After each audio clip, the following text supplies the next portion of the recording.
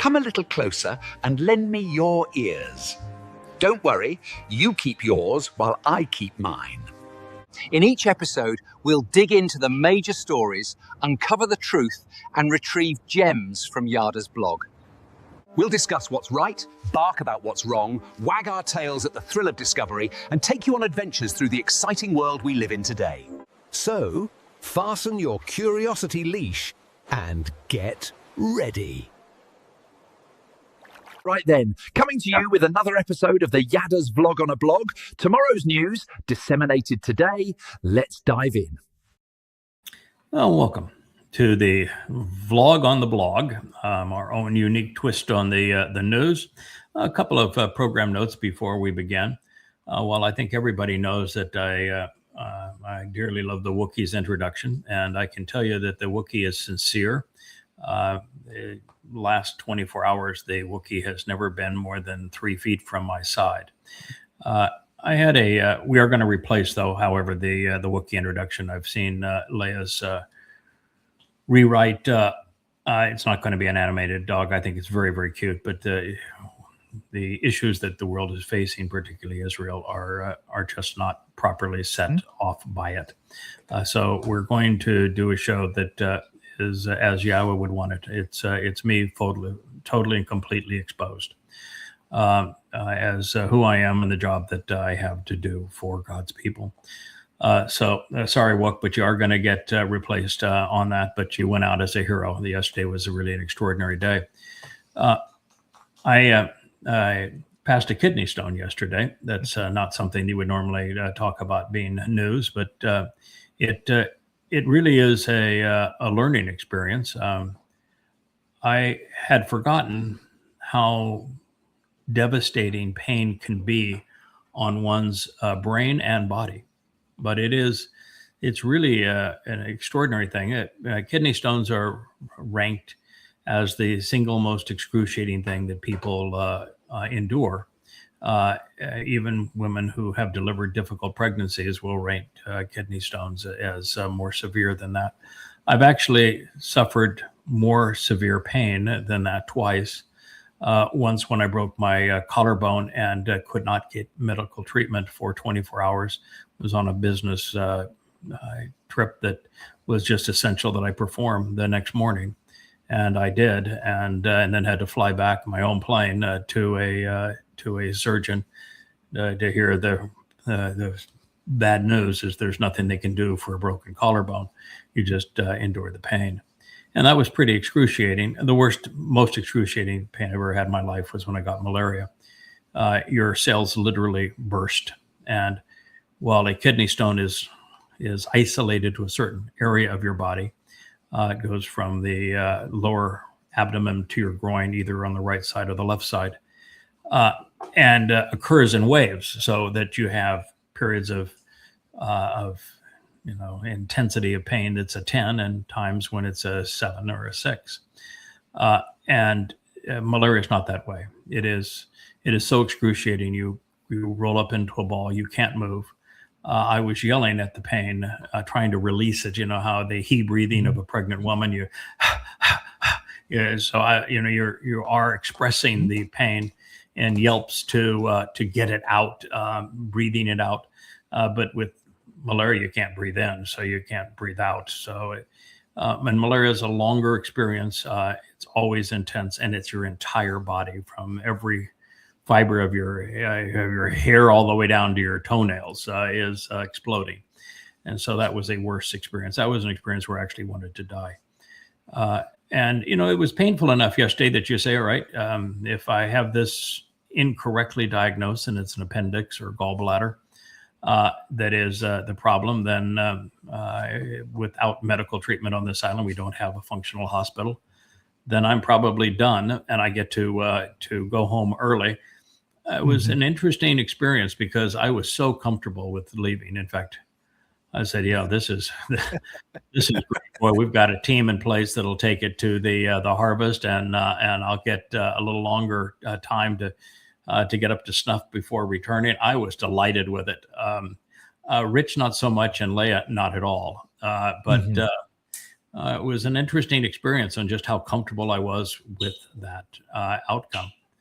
But here we are. It passed 7:30 in the morning to 3:30 in the afternoon, and I learned a lot. And just learning how much my thinking apparatus, the way that you process information and convey it with words, was detrimentally impacted. Mm-hmm. That was really quite an eye-opener. Adrenaline can help you focus. In short spurts, yeah. But in short spurts, but pain like this, no, it was just was very difficult. Leah was constantly offering this suggestion. I just kept on saying, no, I am not able to think this through. If you've got a plan, then you have to execute your plan. I'm not going to call and chit chat with the doctor. It's just not possible. And so it was an interesting experience. I'm actually, now that it's over, I'm glad that it's over, but I'm really sore and really tired having gone through it. The other update is that yesterday my plan was to start editing these 3 books, Coming Home 4, 5, and 6. I have finished 2 of the 3 of them. Really finished 4, but I think I'm going to go back. 4 is a little short for me. It's only like 425 pages. And and we have other books that are that short, but I think that it would be better if I added at least one Mizmor and maybe a Mashal to it, just to make it a little more in keeping with the length of the books that we typically do. The other 2 books are 650 and 750 pages. So, they're more keeping with what is common. I've got to do the superscripts on 2 of the books, which is a burdensome process. And then we are entering the edits, and that's what I'm doing right now. I'm entering DC's edits. She is actually a really talented copy editor. In fact, I would say of the group, everybody has their differences. JK has been my most loyal and supportive, and just rigorously effective copy editor, and knows my style and inside and out, and he's really good. And I'm entering his, and Mike is the ultimate and being a fact checker, also a very good copy editor, but he's even better and gifted at fact checking, which is important when you write as much as I do. And then we have several more that are really making a tremendous contribution to this process. And so that's what I'm doing right now is entering the edits. And I'll be doing that for a while, and we'll get these 3 books published. Leah's has the job now of creating covers for them. Coming Home 4, 5, and 6. It's about 2,000 pages, 1,950-ish pages of new material, all being released at one time. And we've used the website to release the analysis and the translations of Ruth. So I've already presented chapters 1 through 4 on Ruth, which I would say is as central to God's story as anything that's ever been written. So pretty pleased with that. All right. So for those who are noticing here, we have a black surround to the blog as opposed to a white surround for the blog. And what that means is that we're on X for the blog today, and we're not on Facebook. Now, the reason we're not on Facebook is I'm assuming they're not related, my passing a kidney stone, and Facebook's Meta AI going AWOL again and just being utterly stupid. It was for inauthentic behavior that both of my Facebook accounts weren't just given a strike, they were both shut down. There's a 180-day appeal process, but Facebook is worse even than YouTube when it comes to customer service. So there is no intelligent communication with Facebook. Rich has been given the task of bringing the site back up, because obviously we are as authentic as one could possibly be. Right. There is no hiding the fact that I am the one who is posting. I don't post at all on the Craig Winn Facebook page. I just gave up on it. It was just the Meta AI was just too obnoxious.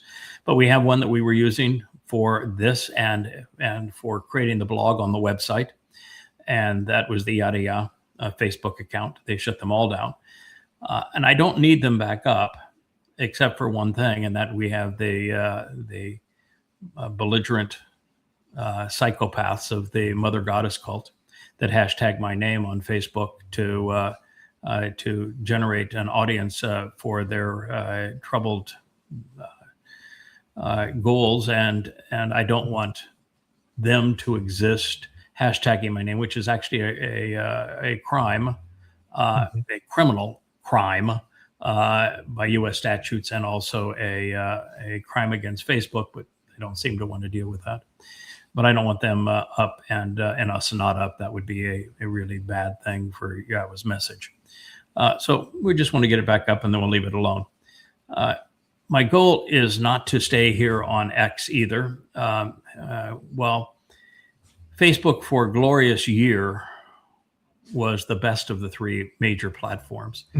Once Zuckerberg started kissing up to Trump at the Rose Garden dinner, Facebook has fallen apart. That its oversight of its accounts is so obnoxious. So it no longer serves a purpose, and I'm glad to be done with it. But Elon Musk and X are a really sorry situation too. He changed it so that X was managed now by Grok, who decides what you want to see. So you're choosing who you want to follow is meaningless. And those who choose to follow you is meaningless. Grok simply dishes up whatever you responded to, even when you responded to it to say, that's really stupid, you're wrong. It just gives you more of it. And so XP just becomes an experience in swimming amongst turds in a cesspool. And it just gets old. And so I can't see doing that. So my intent is going to be to find a way that I can go back to what I did in Shattering Myths, although this is a visual medium, and that was strictly the syndicated radio program. But there I copied and pasted sections of news stories and explained what was true and false in those stories and what the implications were for those who want to survive these upcoming years. And that was a very effective format. We're doing some of that here in a visual medium. So my thought is, if I can copy and paste news stories, and we either do it onto one of these platforms and just don't use their feed very much, or we create another medium to do that. That'll kind of be the plan. Is I'm going to take a picture and then copy and paste a news story and then talk about what elements of that story are true and false. But for now, I do have about a week of posts all queued up for this, and the first of them is the wolf in sheep's clothing, and Scylla Chad here, whose first symbol is the Christian cross, which says that they're a believer that God could become a man, which is impossible, and that men can kill God, which is not possible, and that God would somehow relish the idea of having a religion based upon him being a dead and tortured God on a stick. So that's his Scylla's sign. That tells you that Scylla is a lost soul. And so Scylla wants to know, who do you think is the biggest wolf in Christianity? I don't even imagine how somebody about could the be Benjamite. that foolish. Yeah, how someone could be that foolish. But it's Paul. Obviously Paul, and only Paul. Paul is the man who created the religion of Christianity. He wrote the first 14 books of the Christian New Testament. He created the myth of Jesus in 52 CE. There was no Jesus. He literally created the myth by stealing all of the titles and achievements that belonged to King Daud, who is the actual Messiah and Son of God, who fulfilled Pesach by serving as the Passover lamb. And so Christianity is nothing but a product of identity theft. It was created by Paul. Paul admits that he is a Benjamite, and the prophecies regarding Benjamin is that he is a ravenous wolf. And so the answer is really straightforward. And of course, it was Dode who gave the Sermon on the Mount and the Olivet Discourse, both of which were recorded by the Ibanim in Hebrew, and they knew him well. And they're both speeches are overtly antagonistic to everything that Christianity stands for. And in the Olivet Discourse, it's very clear that the wolf that would come is Paul. And Paul is condemned by name by Yahweh. Yahweh says that it's exactly 666 years before Paul would write his first letter that to the Galatians, that he and his soul would be the plague of death. And he then goes into great detail to explain when and where and what Paul would say, when he would say it, where he would say it. And it is in Habakkuk, it's one of the most interesting prophecies ever. But it's in Shaul's name, and he was Shaul, not Paul. He used the Roman Paulos because it sounded very much like Apollo, and that he wanted to be a god, name to create the lie of Christianity. And so Paul is the wolf in sheep's clothing. It's the reason why we did the entire series in Twistianity based upon Paul. Let me show you a cover of one of the books. Here we go. We have the wolf. We have the bent crucifix. That's the one the Pope likes to parade around with. The dead God on a stick. And Twistianity, it's all about twisting what God said. Paul never actually quoted said Jesus, the person that he claimed had authorized him.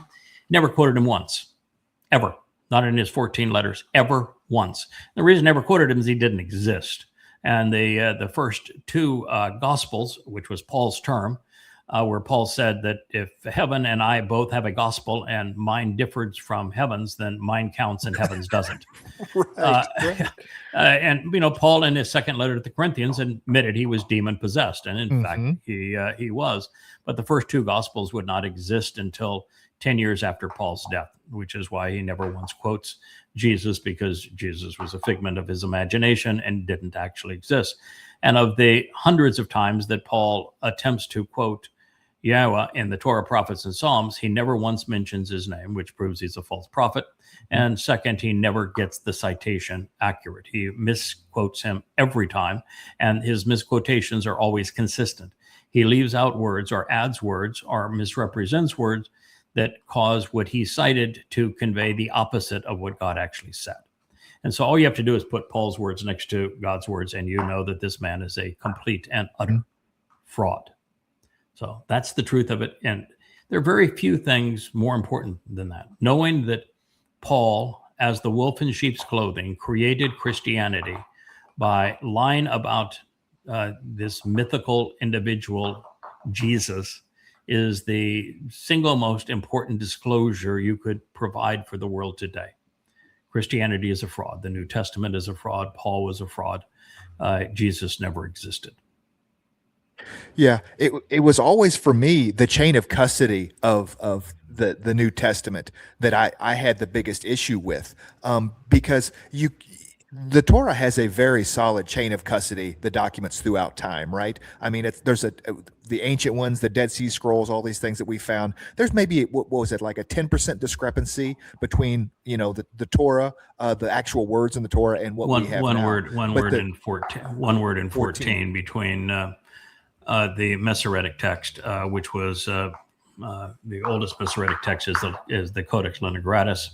And it's dated to the 11th century CE. It's on a text family that was written in Babylon by rabbis, and the differences between it and the Dead Sea Scrolls is one word in 14.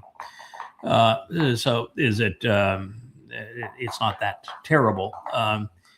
in Christianity, there are 300,000 known variances between the oldest codexes. The oldest codex dates to the early 2nd century and through the early 4th century.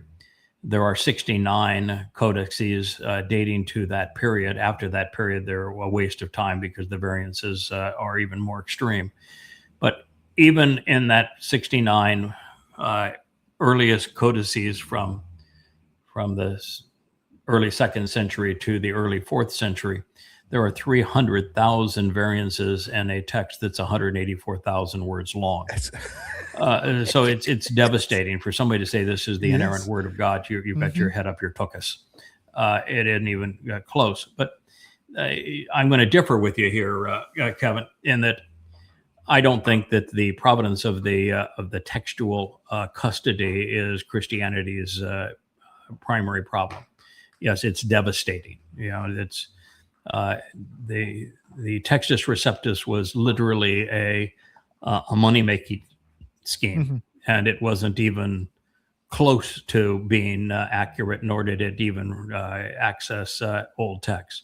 And the very fact that the Latin Vulgate was literally and admittedly written because the old Latin texts were so different that nobody could say who had authority to do what. And if you tried to answer based upon the text, you would say, well, whose text are you using? Because they differed by so much. And Jerome did the same thing that Muslims did to create the illusion that you have one original authorized and accurate text. He did an amalgamation of texts and then destroyed all of the others. The same thing is true with the Quran. That's how the Quran came to be. So it is a standard religious practice to do that kind of thing. It's snake oil, of course, but that is what they do.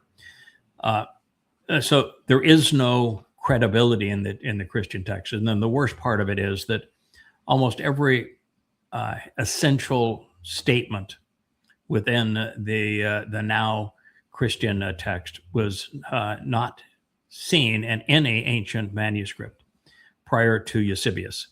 The line that you are the Christ, and upon this rock I will build my church. That whole thing, the Son of the Living God, it appears in 2 books. It's inserted in both books in the mid 4th century by Eusebius. So, in fact, the parables that are attributed to the mythical Christ are both made anti-Semitic in the mid 4th century. So this is the reality of it. So Eusebius is clearly guilty.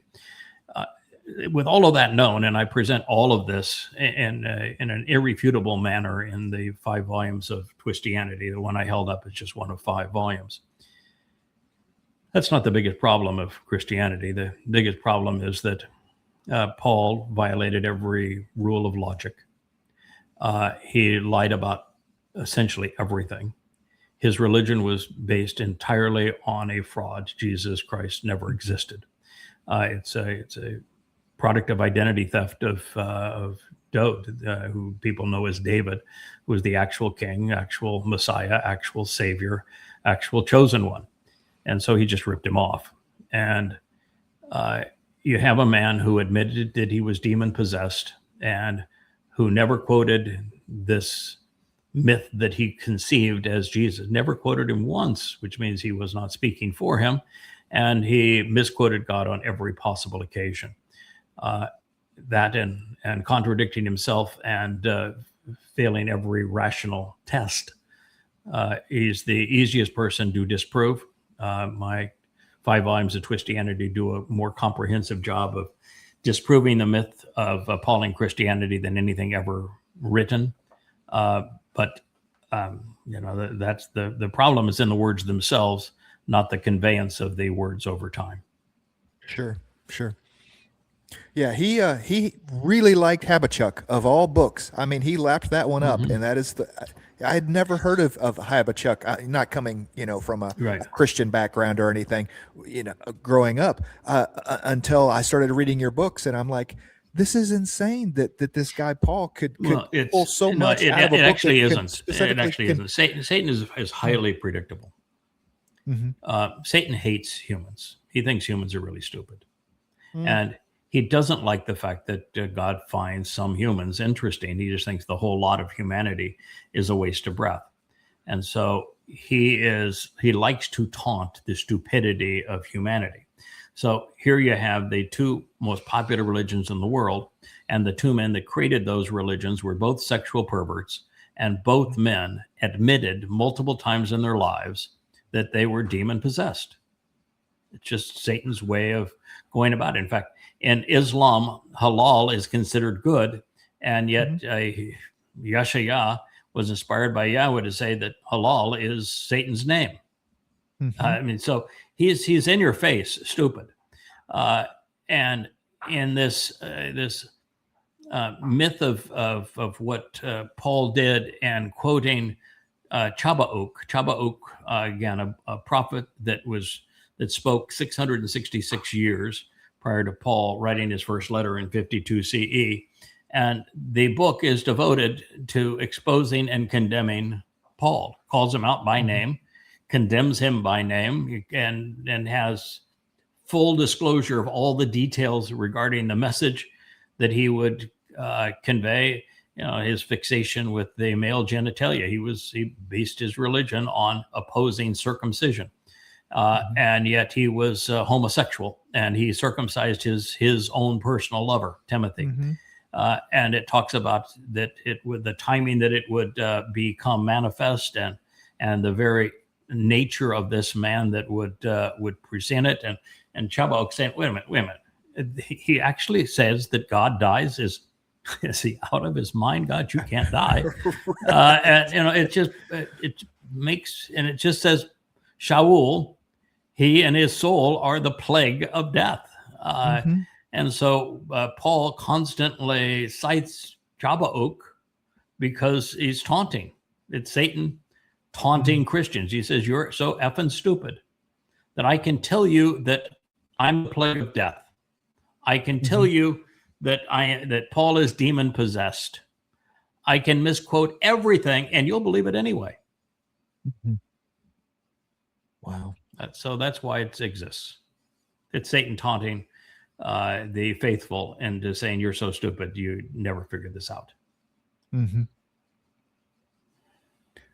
Well, he's right. He's right. And part of the problem is this. Now, this happens to be a liberal that has a box full of facts, and what WTF are these? And he's got the MAGA looking at the box of facts and said, what the heck are these? But my point is that while that's true, you are never going to persuade a MAGA political propagandist with evidence and reason, ever. They're going to continue to promote, which is so obviously counterproductive and untrue. But the exact same situation, maybe even worse, exists amongst the Marxists or Democrats. They have complete denial of reality. They want a communist economic system, which has always failed, and have no concept of the history of that. They want a free Palestine when Palestine has never existed, and they have no concept of the history of that. And it's literally out of touch with reality. But the same is also true, as we just pointed out, with Christianity. And, I've written also a 5-volume set, 4,200 pages of analysis of the Quran and Hadith to prove that Islam is untrue, that Muhammad was not a prophet, and that Allah was not a god, and that the religion is a death cult. Proved it overwhelmingly and undeniably with 4,200 pages of documentation of the oldest Islamic sources. So facts do not change the beliefs of the overtly religious and political. The same thing true, by the way, with the conspiratorial. I could have added them to it. And I did add the Haredi, which is the most prominent sect of Jewish religious thought, I shouldn't really say thought, but beliefs, created in Ukraine and migrated now to Israel, so that in Israel it's the dominant form of the religion. And it's dumber than dumb. I mean, it is really, really stupid what they have incorporated into their belief system. But I would also taught all forms of conspiracy into the same thing. Evidence and reason do not phase the conspiratorial, the anti-Semite, the racist, the Marxist, the Muslim, the Christian, or the Haredi. It's and we have reached a time too where there is a problem even beyond those labels. Well, it is true that evidence and reason have no effect on the Marxist Democrat, the MAGA Republican, any Muslim, any Christian, or any Haredi, or any conspiratorialist. And that's between all of them, that's about 90% of humanity today. You'd have to add to that Gen Z. Mm-hmm. Gen Z has been completely handicapped. Well, information overload, yeah. Well, I don't think it's so much information overload. Yes, there is too much information today for people to process, but that's only because they don't have the ability to filter right from wrong. They have no discernment. And so lots of information is not a bad thing unless you have no filter. And so they have no filter. They can't reason. They don't read very well. They have no attention span. They have much lower IQs. Their memory is faulty. It's no matter which way you look. Gen Z has become, for the most part, a waste of breath. There are some notable exceptions, but unfortunately, they're far and few between. This is a generation that has genuinely lost the ability to think. Yeah, and Yah was really just looking in these last time of troubles for the free agents. You know, we've known out of the garden that all groups of men are bad. You know, and that suffers from confirmation bias. It doesn't matter what they believe. It's the simple fact that they are congregating together that it makes them bad. You know. And so it's not the congregating together that makes them bad. It is true that all men who congregate, men and women who congregate, whether it's religiously or politically or militarily or conspiratorially, that all religions, all political schemes, all empires, by the fact that collectivized humanity is always the worst of humanity. And there are really no exceptions in that experience. It is the very essence of gang mentality that make collectivized men bad. It's not just that there are a lot, and in a lot there is the propensity of the few to obstruct, to subjugate, to control, to propagandize, to mislead the many, and that happens through religion and politics mostly. But in gang mentality, what happens is that there is no individual responsibility, and the shrillest, most vile voice and personality is then magnified throughout the group because nobody in the group dare stands up against it. So without personal responsibility in an environment where the most vicious and vile come to the forefront, what you have is this national and religious expression of gang mentality. And God hates it. So if you're part of a large political movement or a large religious movement or a considerable group of conspiratorialists, God despises who you are and what you believe and where your loyalties are. And that's why he said, when men became many, I regretted creating them. And nothing has changed in this regard. there will be no religious people and no overtly political people in heaven. None, zero. Never have been, never will be. God's very clear on that it will be no more ever than 1 in a million people that make it into his covenant family and enter heaven. And so if you're part of something that is popular, the very fact it's popular means that you're not on the right path.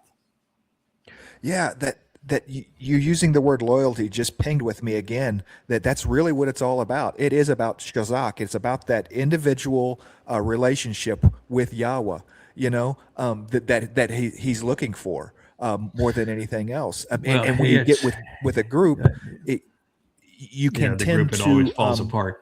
The shazak is a very different term. Shazak is a firmness and a resilience and a resoluteness and even a harshness. God is very shazak in his nature. He despises collectivized human institutions, despises them, all religions, all political movements. So if you think that God bless America, you are the antithesis of what's real. If you think that God favors the faithful, you are a lost soul. God despises the faithful, and he despises nations. He has very few people that he cares about. They are very few and far between. And the issues that would cause him to say yes to one and no to another are fairly straightforward, although very few people know them. One is that he has given us a lot of information, and you'll either listen to him or not be with him. So listening to what he has to say is first. You will only find his words in the Torah, prophets, and Psalms. That's it. Apart from there, you will not find them. And unfortunately, most renderings of them are inaccurate, grossly inaccurate. And so that's the reason why the library at YAHOWAH.com exists. I've written 38 books on these topics with amplified translations of the original text from the oldest manuscripts with commentary and insights so that you can know what God actually said. So that's first. You got to listen to him. And you've got to listen to him from a text that is accurate as opposed to those that are not. Second is that you need to contemplate what he said. It's one thing to hear it. It's another thing to know it. You've got to make that process of going from knowing to understanding before you're going to even approach God. And once you know and understand what he is saying, one of the very first things you're going to do is you're going to walk away from religion and politics. So long as you cling to religion and politics, you'll have nothing to do with you. And it doesn't matter how much you come to know and understand, you're just never going to be welcome. So listening, thinking, coming to understand. Then the next is you have to respond. Relationships where one side gives and the other person is a zombie, a dependent, somebody who feels like they're entitled, doesn't work. That was what was wrong in the garden. Neither Adam and Chawah made any contribution to the relationship. They did not work, and that was highly dissatisfying to God. So after you listen, you think, you have to respond by engaging in this relationship. And you've got to engage in the relationship in a manner that's consistent with the instructions that God has provided. And very few people know them because they've been hoodwinked by the stupidity of Christianity and Islam and the Haredi Orthodox Judaism and by all manner of political and conspiratorial nonsense. So they don't even know what to listen to, and they've been so dumbed down and made so irrational by these things they can't even process what God is saying, which is why you have to disassociate with them from all of these things before you can even approach God. And then lastly, there's something even beyond. If you're going to be part of this very few, the 1 in a million that can be part of God's covenant family, more even than listening, more even than thinking, more even than understanding, more even than walking away from religion and politics, more even than engaging, you've got to continue the this whole process of making a contribution. You can't play for a while and then say, I'm going to take a vacation. God is going to determine who he can trust to elevate beyond 3 dimensions and take off this planet and explore the universe based upon who has shown themselves to be responsible. And the only way you can show yourself to be responsible is to do everything on that list. And with the last one, you stay the course. You stay loyal. You stay committed. You stay active. You make a contribution. That's why I went a few months back to the Covenant family and said, get off your duffs. You're kidding yourself if you think you're going to go for the ride of a lifetime and that God's going to elevate you if you haven't made a contribution. If he doesn't have any way of knowing whether he can trust you or not, you're not going to be there. So I'm going to give you first of all, I'm going to create the opportunity for you to demonstrate that you're trustworthy and that you can make a contribution. I'm going to give you the platform to do it on, and I give you a lot of suggestions as to what you can do. But folks, you need to engage. You're not doing this for me. You're doing it because you need to prove your own value, and you need to get outside of yourself and make a contribution to others and encourage them to follow you on this path. And this is the way to go about it. So that's why we did what we did. And, there are some really impressive signs with people making tremendous inroads and growth. I mean, sometimes they cheat. It was when you get Shannon and Matt to interview Will and his son Jake. I mean, that's like saying I want to play poker, but I want to start with a royal flush. So right. But it's really good. I love many of the programs that are coming out, and some are a little rough. In fact, they're all a little rough initially, but so were the first that we did. You've got to grow into it, and it's not natural for people to turn on lights and cameras and microphones and say, let's go and do a live stream. That just is not how we're rigged. And it's, especially it's with the introverts that most of us tend to be in the Covenant family. I mean, you're not a part of a group if you're an extrovert most of the time, right? I mean, correct. So I was an introvert. Yeah, I was clearly an introvert, and the Covenant is comprised mostly of introverts. My wife probably being the most severe of all of the introverts in the Covenant, and now she's being called out to play a very open role. And I was born an introvert. I didn't like being an introvert, and so I taught myself to be an extrovert. But when I retire at the end of this, I'm going right back to being an introvert again. So, yes. There is great comfort in knowing that you can be alone with yourself and your God, and feel more at home, more at peace at that time than at any other time. Greatest sense of serenity I've ever had in my life. Yeah, absolutely. Yeah. I have shewed, that Rich and Perry have come to dedicate themselves to helping us convey this message, and both know that after we do that Friday Family Hour show, that we're not going to get together until Monday morning, because I'm going to spend, and Leah's going to spend, our time doing what we love. I love to translate and to write and to share insights. She loves to create these songs and the branding. And we're going to have our time together and our time with Yah, and it's a recharge time that we're really comfortable with. And it is lovely for us. Now, the exception was this Sunday when I was double over in pain. I need to go to the hospital. I know Leah's not good in these kind of situations. I went into Leah, said, when you could drive me to the hospital. And she says, no, I can't do that. Call Rich. So we called Rich.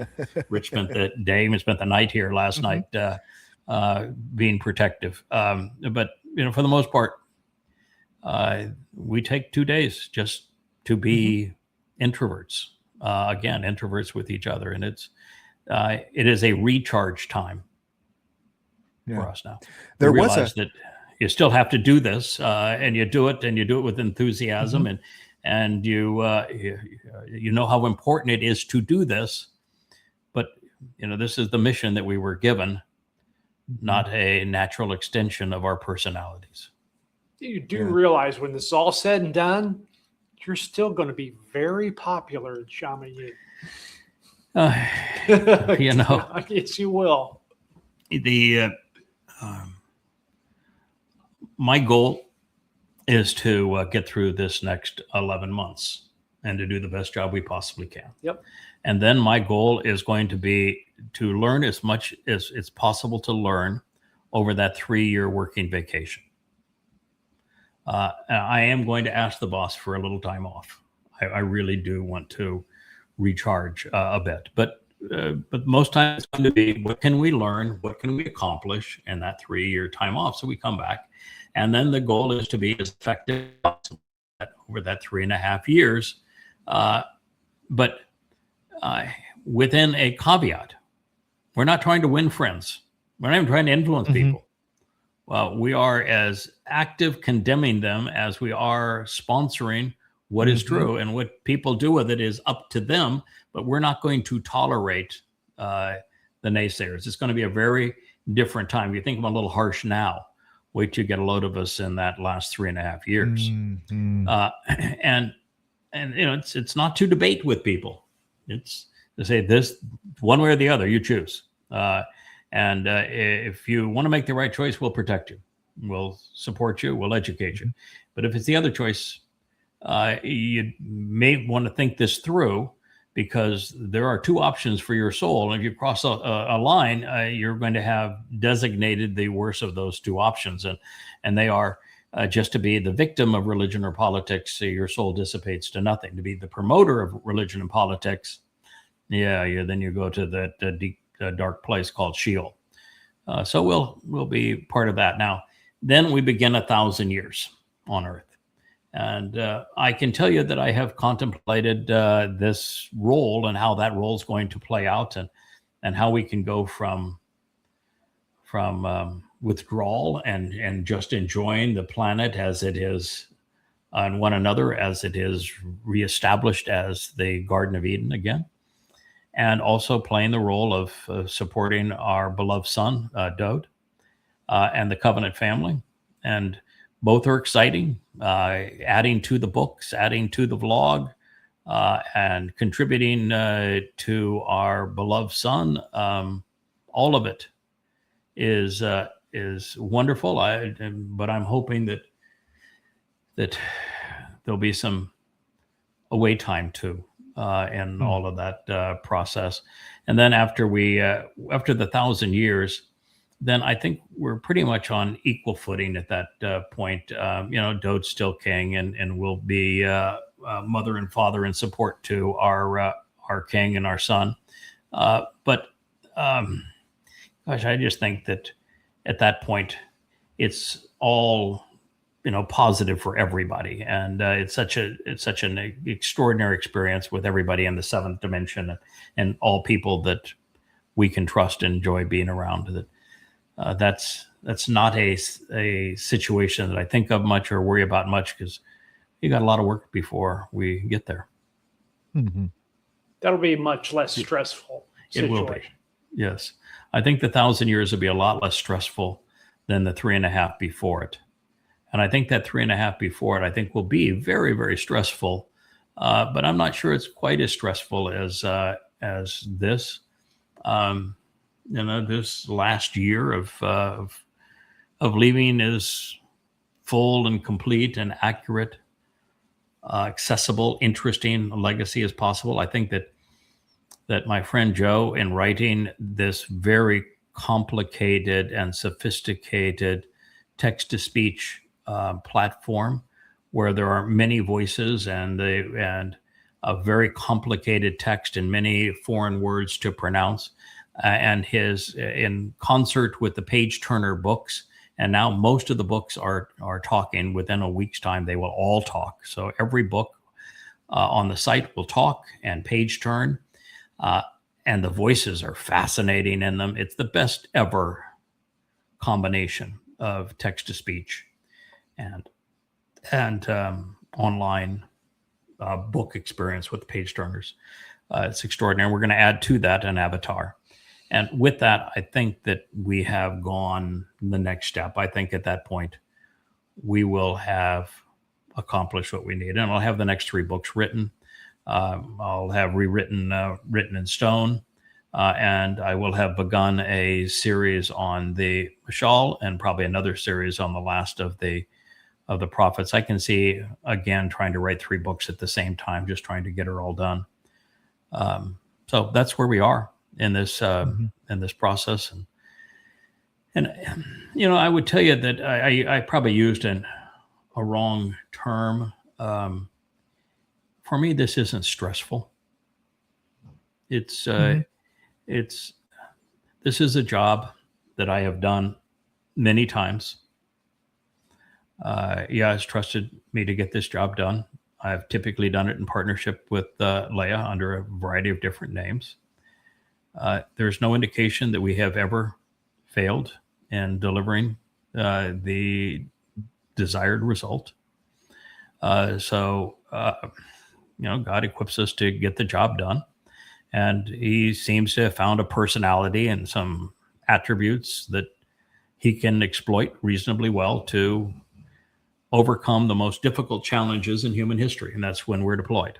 It's only when things are really dire, and they are now. But we have never failed him. We've never given up on him. We've never stopped. And we've always succeeded. So, and he's written the conclusion of this effort. We prevail. So what's to be stressed over? There is this tremendous sense of responsibility, so that we never leave here. We never ever even take a breath away from here. So there is that sense of responsibility, but there is no real sense of stress. I know how it turns out. I know who he is, who I am, what we do.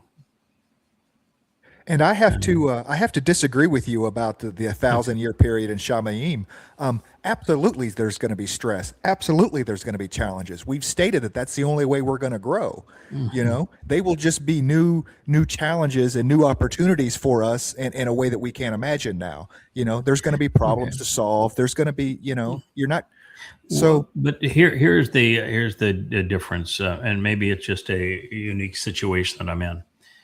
Well, I will concur that not only in the next 1,000 years, not only in the next 7 years, but in the next 1,000 years after that and eternity after that, we will still make mistakes. And we will still learn from them. We will still encounter challenges, and we will overcome them. If it were not for those things, then we would have no chance of growing, developing, or even enjoying the process, and God could never enjoy the relationship with us. Those things have to stay in place. But making a mistake and learning from it is not a sense of stress. It's a sense of joy.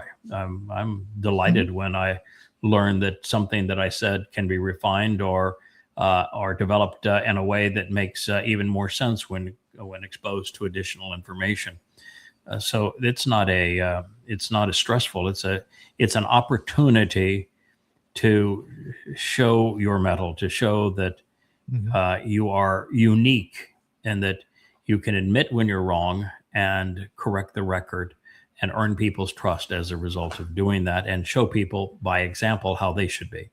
And overcoming obstacles is the stuff of life. And that's, why I was not complaining that I had to pass a kidney stone yesterday. It was agonizing, but I know that there are things I need to learn from even this.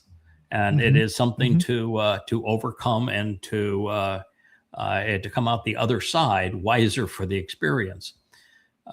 The failure at Facebook, it was zero stress to me yesterday. First of all, I know that I can trust Richard. He's going to figure out a way to get it back up, and then I'm never going to use it again. So that worked beautifully for me, and I wanted to be done with it anyway. So works just fine. And we need to have a better way of populating these kinds of programs. So there's really no stress in that. If you know when you make a mistake that you're going to learn from it, if you know there's an obstacle that you're going to recover and be stronger and more resolute on the other side of it, why stress? Yeah. Oh, it's absolutely.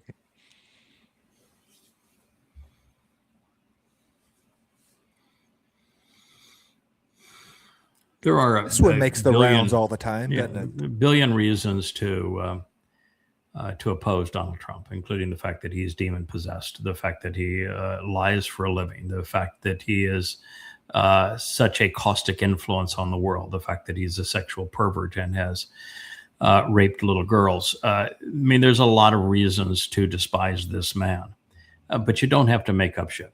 You really don't. If I were to run, I'd run as a Republican. They're the dumbest group of voters, and they'll believe anything on Fox. It was not stated. You can do a fact check on it. You should. And this person that posted it in a way that took an old picture and then in black and white, and then took newspaper type print and put it together. This is using AI to deliberately fool people. It's why AI is so dangerous. It's why X is so dangerous. It has no ability to actually look at a post like this and have an understanding that it is dead wrong. The statement was not made. And People magazine has been asked to validate, and it says we have no record of such an interview and nothing in our archives says this. Now, is it likely that he thought such a thing? Yes. That fits it. Right. But this is a fake. I'm just curious. I would like to go back and see any issue of People magazine that had a black and white picture in it. I mean, People magazine was yes, that's true. This is news. Yeah, this is newsprint, and People magazine was all glossy and color. Yeah. So even that the AI bungles. Yeah, you're right. That's also true. AI is just not smart. I mean, it really isn't. It is not smart, and almost everything that lie that they try to perpetrate is really crude, disappointing. Mm-hmm.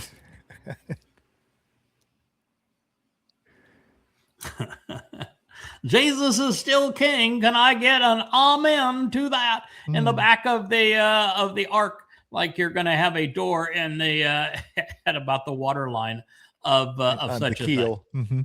So, folks, this little American flag on my chest. Look what that says. Let me tell you something, there, sweetheart. Jesus was never a king. He will never be a king. But the king was on the Towrah. Mm-hmm. Why? Because Noach was the father of Shem, the name of names. And Shem is Dod. And Dod is the former and returning king of Israel and the world. So there was a king on the Towrah. And it's a vessel of insights. That's what Towrah means. Jesus never existed. Jesus is a complete and utter fraud. So, you got it all wrong. Smile, yeah. Take my picture. Oh, right. And by the way, can I get an amen? An amen. Amen Ra? Yeah. Amen is the name of the sun god of Egypt. Tuktak, Amen, Amen, Ra. Yeah, it's one of the gods of Egypt. There is a word in Hebrew that would have some validity if you knew Hebrew. It's Aman. And Aman means this is trustworthy, this is reliable, this is true. But it's the antithesis of prayer. And of course, in the Christian prayer, it's we pray this in God's name, Amen, which makes Amen God's name, and Amen is the name of the Egyptian god. That religious, Satan did get this part right. The religious are really stupid. Really, Commas are tough, really though. stupid. Come Pardon? on, commas are tough though sometimes though, right? I mean, in His name we pray, comma, amen, right? I mean, sometimes commas can be tough for people. I'm just saying. No matter how you deal with it, it's wrong. Comma or no yes. comma, it's wrong. It's Aman, and Aman means is a verb, and it means trustworthy and reliable. And that means that Yahweh's testimony is trustworthy and reliable, and Yahweh had nothing to do with Jesus. Jesus is not a God. God's not a man. Men cannot kill God. God's the Egyptian religion of Amen, where men are resurrected. Resurrection is just utterly stupid. It's counterproductive. In fact, it's doing the opposite of what it's saying. You want to get rid of these bodies and be enveloped in light and energy. And so even the bodily resurrection thing is insane. But no, they got it all wrong. And I know a thing or two about that Towrah. A thing or two, right? Every bolt, every glue lamb. I know everything there is to know about that Towrah. Spent 40 years building that sucker. You think they'll just for giggles gonna have a replica, you know, in the 1,000-year No. I would absolutely forbade it. No. I ain't going back to that thing. Not ever. That was a big damn ask of Yah, and we ain't never going back. You don't remember every splinter every time you hit your hand. No, I never going back to that sucker. So it was needed to be done. We were about the business of saving Nasalma man, who God wanted to destroy because he regretted giving man a conscience when many men became all bad men. And I swear it was Noach's idea to do this, to save 8 souls above aboard the Towrah, as the rest of Nasalma men were wiped out, and we got a fresh start in that region where Nasalma men were. But 40 years of building that sucker and collecting all the material for it in the hundreds of years prior to that. No, we're not going back. No replica, huh? Okay. No replica.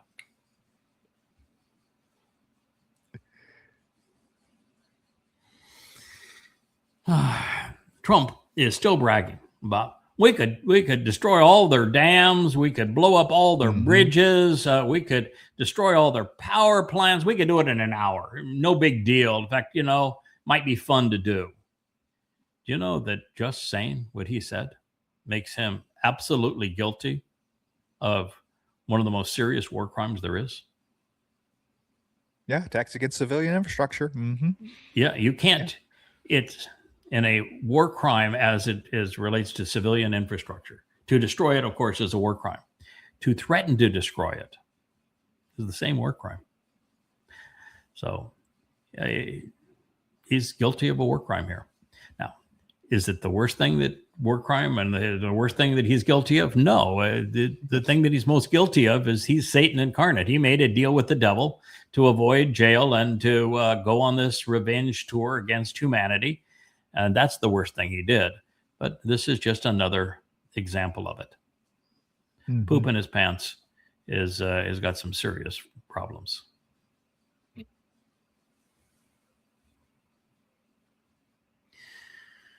Oh, so sad. These are all victims of Epstein and Trump.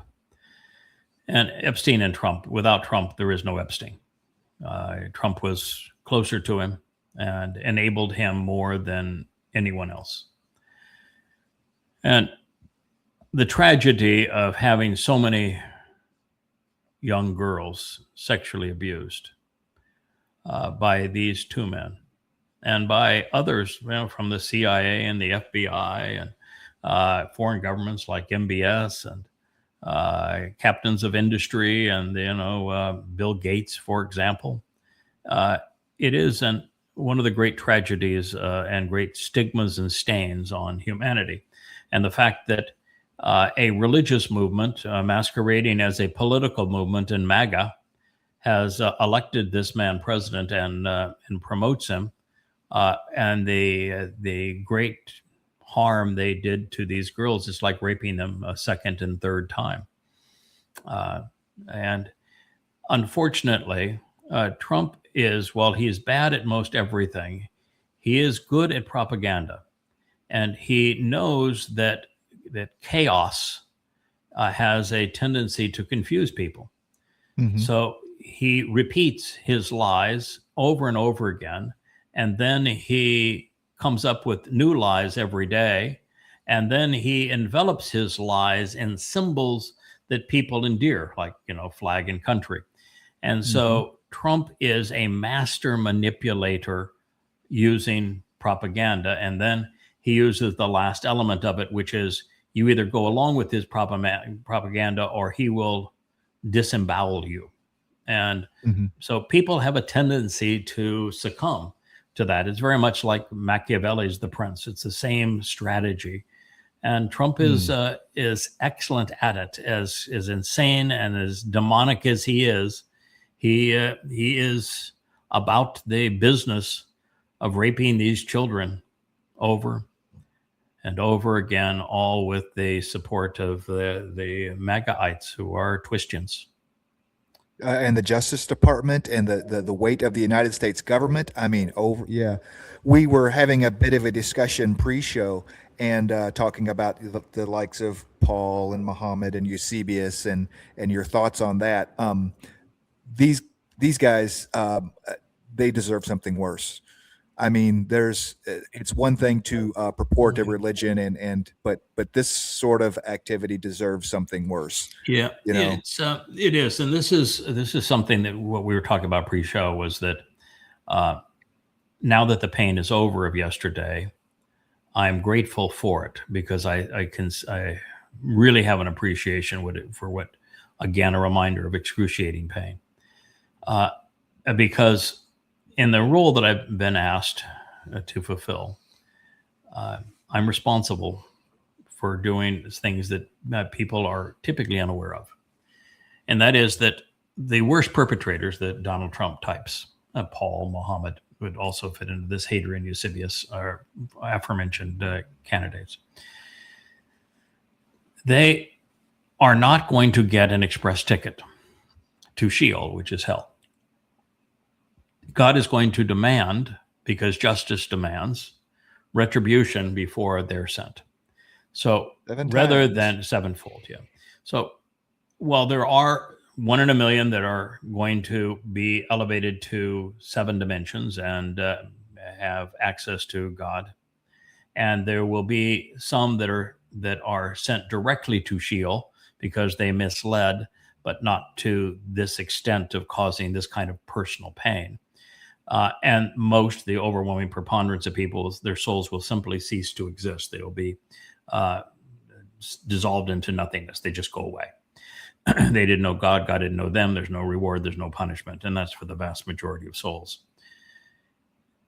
There are some, like Eusebius, like Paul, like Muhammad, like Hadrian, like Vespasian, like Titus, that like Epstein and Donald Trump, like Mao Zedong and Hitler and Stalin. The guards at Auschwitz and the inquisitioners during the Inquisition, those who promoted the Holocaust and the pogroms, all popes.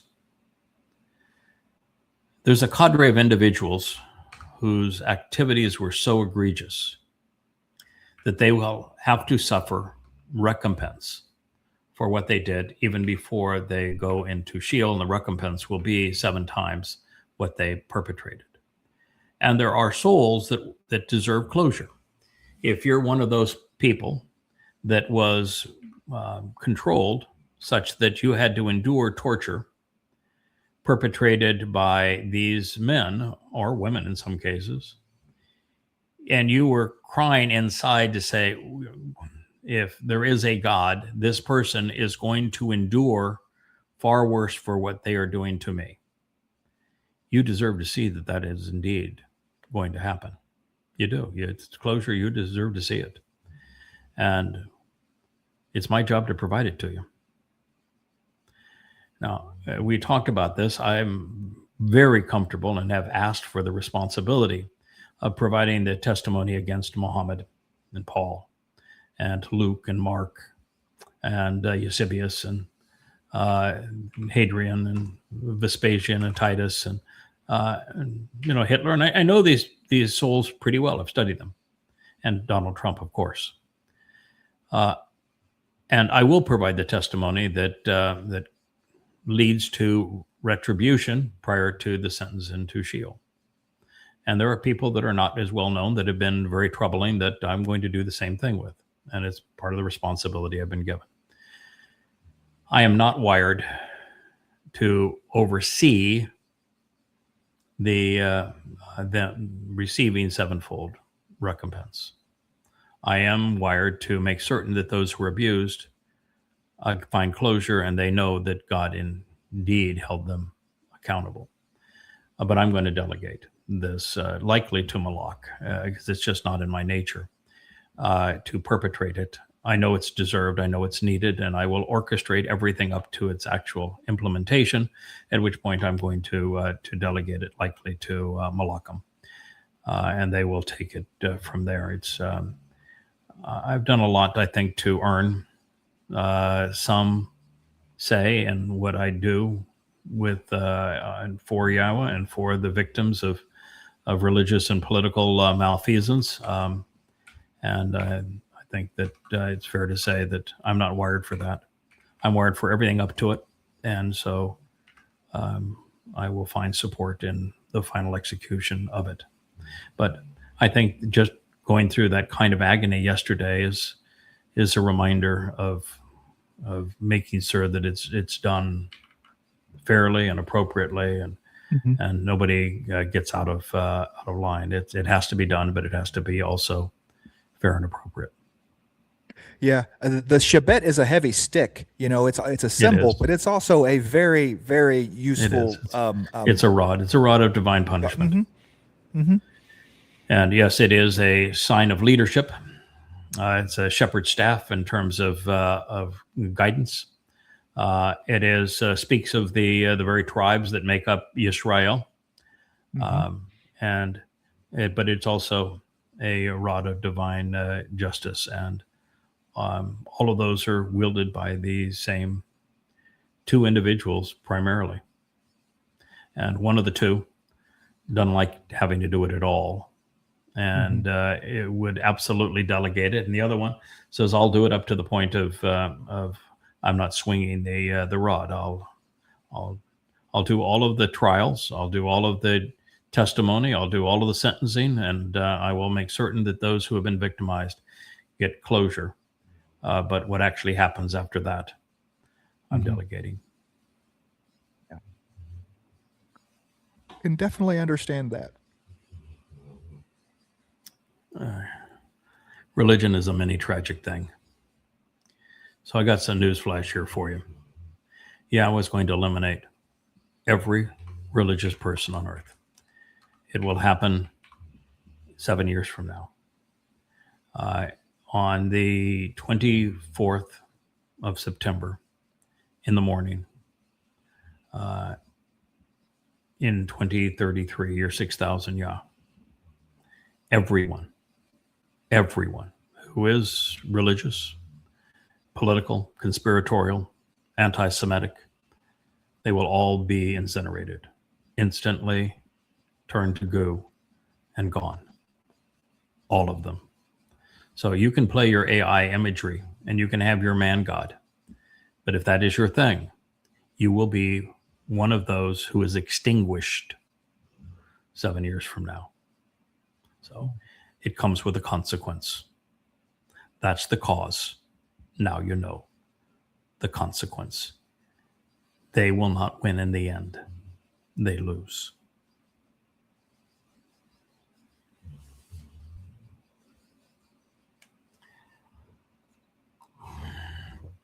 Okay, so there they are, the Pharaoh and the Pharaohess, and looks like the Pharaoh's African in that picture. So Ernst isn't colorblind of some sort. He was not colorblind. His whole thing would be, can I push racial themes that are grossly untrue?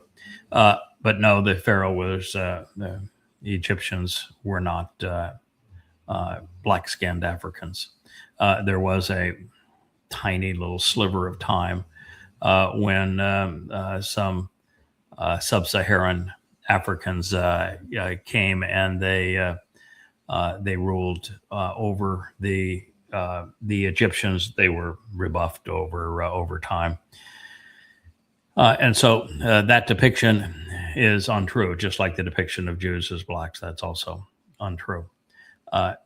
The sad thing about that first part is that skin pigmentation ought not have been even relevant. And I wouldn't speak of it if it weren't for the fact that they're trying to convey through AI that which is untrue, through AI and words. The black Hebrew Israelites is a lie many times over. It's nothing but a racist cult. This idea of turning the Egyptians into blacks is pure racism, and it's grossly inaccurate. And truth matters. Mm-hmm. And when you promote lies based upon skin pigmentation, you are a racist. And you ought not be. That's it's inappropriate. The second issue is what this idiot's trying to do is to say that the story of the flood is untrue because the Egyptians didn't write of a flood. Guess what? God didn't flood the area of the Nile. The earth was not flooded. The planet was flooded. God would use Teba. He didn't. Tebel, actually, which means world. He used Eretz, and Eretz does not mean earth, capital E. It is used most often to describe the land of Yisrael, and Yisrael is a really, really tiny place. Eretz just simply means a region. And the region that was flooded is very well documented. And so if you want to know about it, numbskull, Ernst, Mr. Stupid, I'm black, and I'm going to make the Egyptians black to make my point. Why don't you learn about the actual text, which says that it was an upwelling of deep seawater that initiated the flood.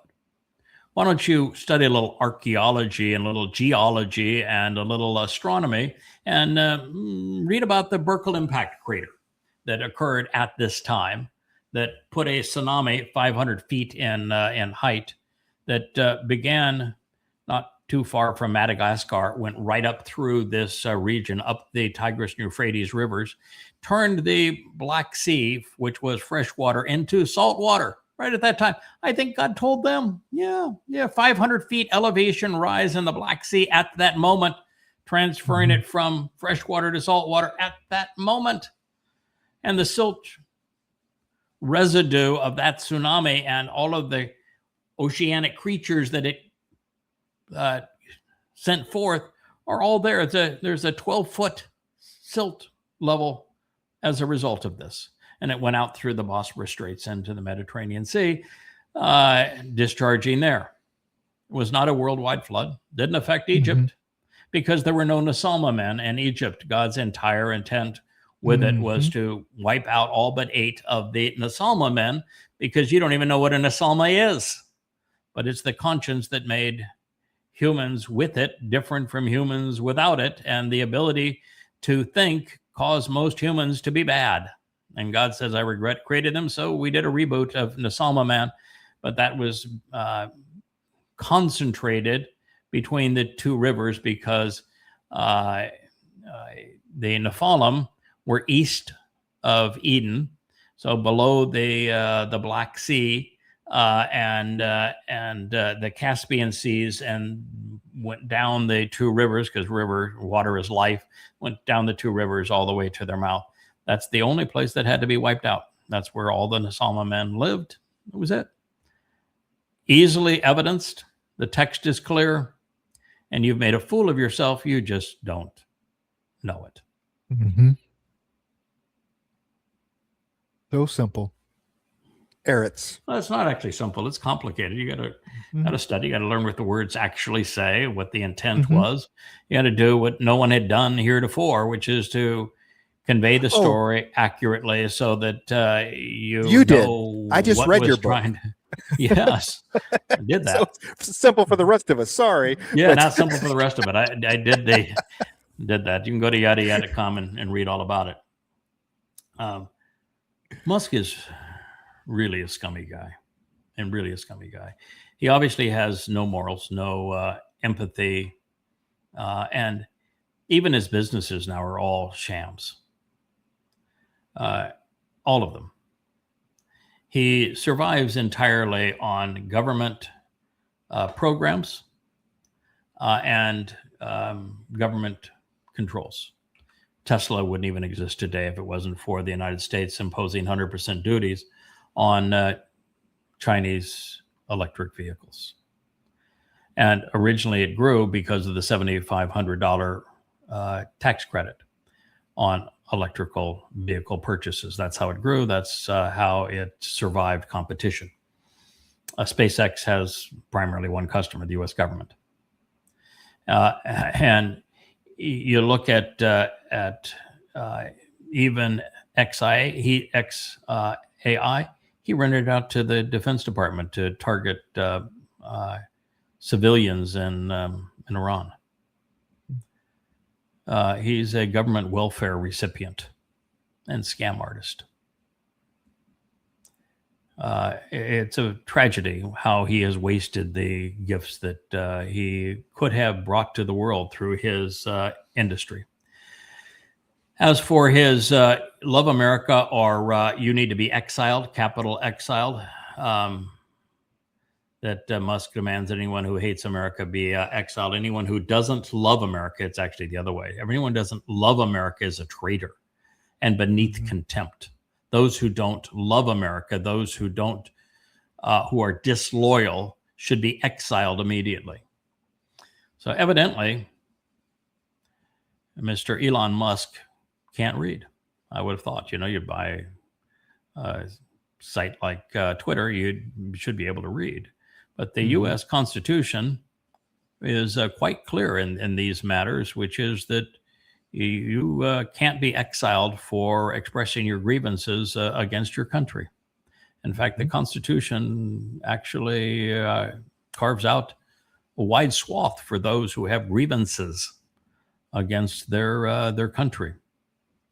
And for you to say that unless you show blind loyalty for example, having Satan as your president, that you need to be exiled immediately, that's not very American of you, sir.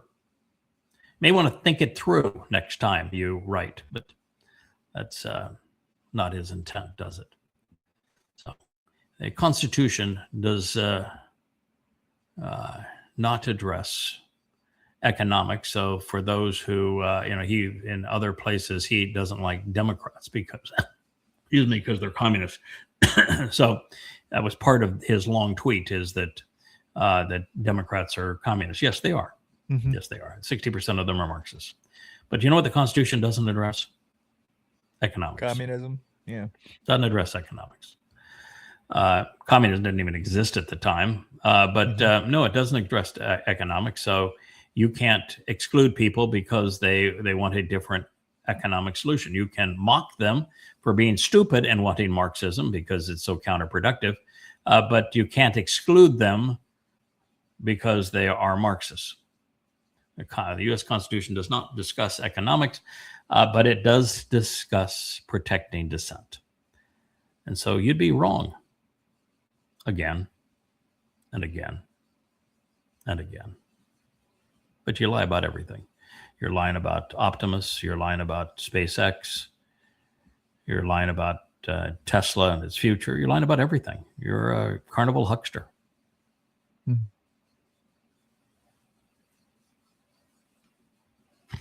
No.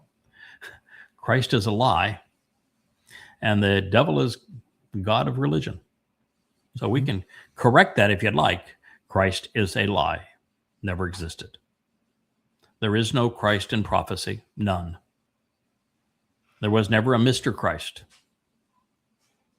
The very basis of the word in Greek, which was corrupted and then transliterated into other languages like English, means to be drugged. Christos. And it is Satan that is the god of every religion.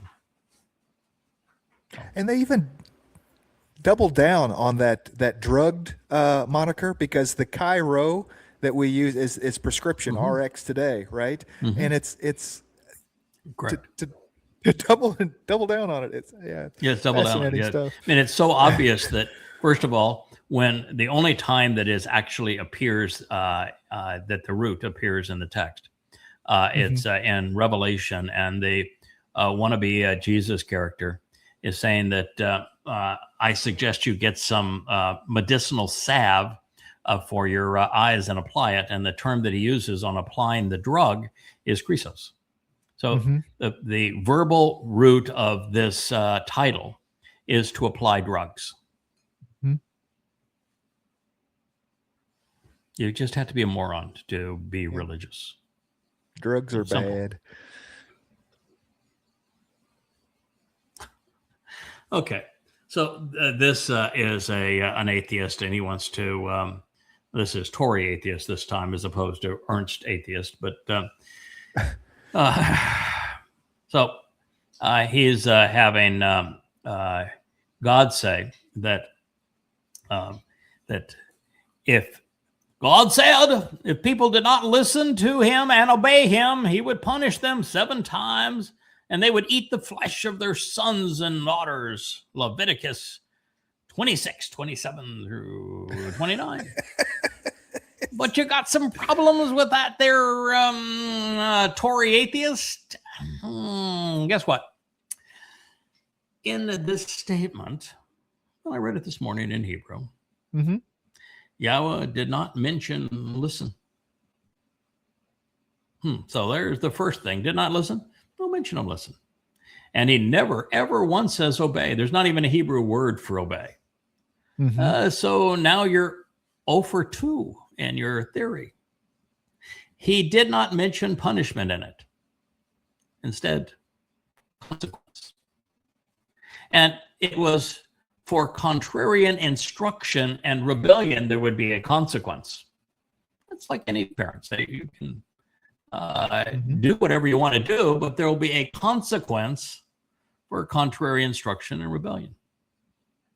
Further, flesh is from bashar, and the verbal root of bashar that defines the meaning of the word means to speak. You didn't know that, did you, Tory atheist? And therefore, what is actually said is they will eat their words. They give contrary instruction, and they will eat their words. It's actually brilliant. And so rather than disprove God or paint God to be a cannibal, it's a brilliant statement when you understand what was actually said. And that's the value of rendering words responsibly, as opposed to being a moron. Oh, sorry, Toey, but you got it wrong, pal. Yeah. They want to, and I get this as an atheist, but they want to put this on obey. If you don't obey God and you don't listen, there's going to be punishment. Yeah, where you're going to eat the flesh of your sons. He doesn't say that. Nowhere. You're going to eat your words, is what he says. You know, you need to learn how languages were conceived, where the verbal root of all ancient languages defines the nouns derived from them. And bashar is written exactly the same way as is bashar, the verb and the noun written exactly the same way. And so, and every reasonable examination of a definition of any word, it's always the actionable root that defines the noun. And so bashar means to speak. It's a herald. They're going to eat their words. They had contrarian instructions. And so a time will come they'll eat their words. It's brilliant. And so you managed to take something brilliant and you turned it into something revolting. Mhm. You know, is any wonder that God despises most humans? Yes.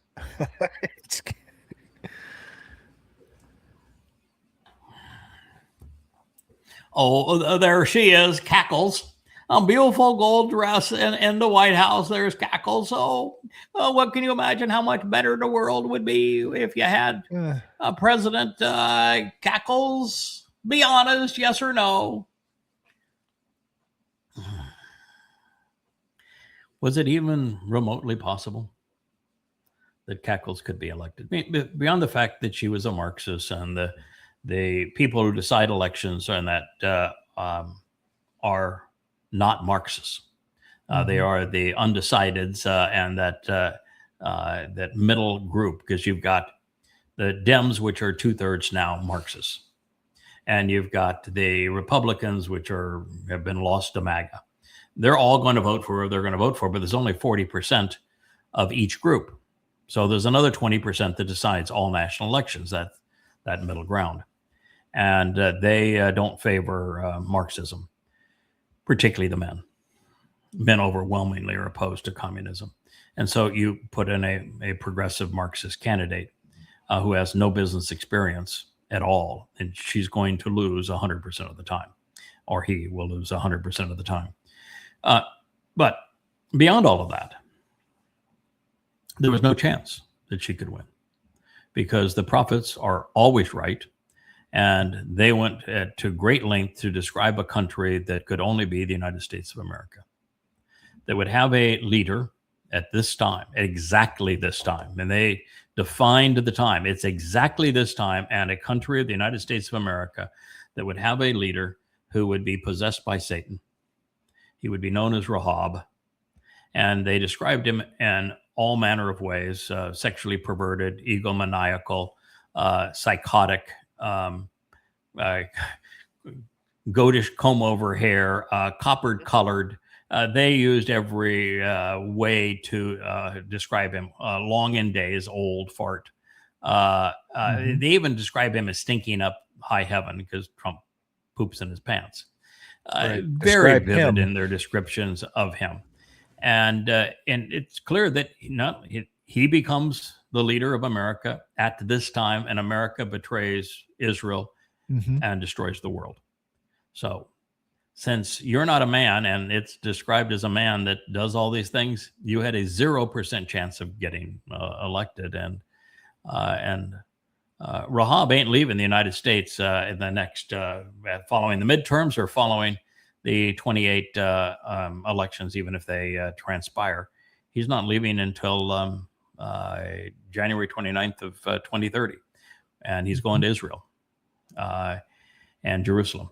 And he's going to announce the final formation of the Fourth Reich on the Ides of March, which is the most important day politically and religiously in ancient Rome, the 15th of March in 2030. That's what we're going to witness. This is Satan incarnate. This is the person that Christians know as the Antichrist. Well, and finish. Who comes back in April on Pesach that year, 2030? Yeah, a couple of fellows. You got YAHOWAH and Elia coming back. And that's going to be quite a twosome. They're going to be speaking from the Temple Mount. God's going to have a jumbotron running above them. There's going to be a replica of the tent of the restoring witness. The Ark of the Covenant is going to be returned to it. The Dome of the Rock and Alaska Mosque are going to be removed. It's going to be extraordinary to see them speak to the world and against Rahab at that time. It's going to be an amazing bit of oratory, and then it's going to conclude with the greatest show on earth, the great day of Yahweh's Towrah in 2033, and that is when it will all come to a head.